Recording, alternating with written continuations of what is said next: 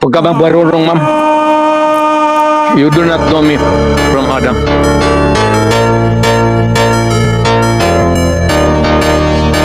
Nalaman natin, meron talagang reward system at merong pinanggagalingan yung pondo para dun sa reward system.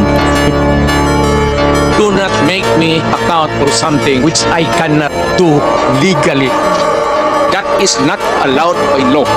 You are asking as if you are from the COA. Kailangan mo ng report, so you have to bring the papers. Ano? Hindi naman ako COA. Ako po kasi nagtatanong dahil ako po ay pinapapatay ni dating Pangulong Duterte. Eh, kung pinapatay kita, bakit buhay ka pa ngayon? Successful po ba ang war on drugs ninyo? Successful, ma'am. Na-minimize yung drugs.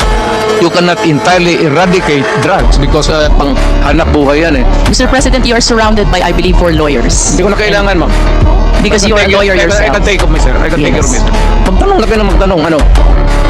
Pag sinabi kong campaign against drug, you do it as a police officer. Nag-aral ka naman ng 2 years basic, sinunod mo lahat, you should follow. Not if you go out of the way, I cannot answer for you.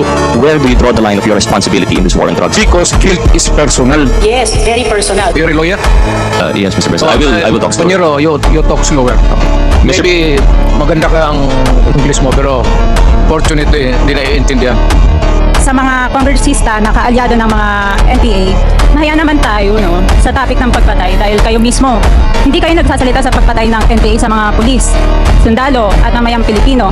Sa NPA, nire-recruit ang mga kabataan para pabagsakin ang gobyerno at pumatay ng mga pulis, sundalo at tropa ng gobyerno. Kailangan mga Mr. Chair, Bawal po pumalakpak dito kung gusto niyo pumalakpak doon kayo sa labas. Maaari ba?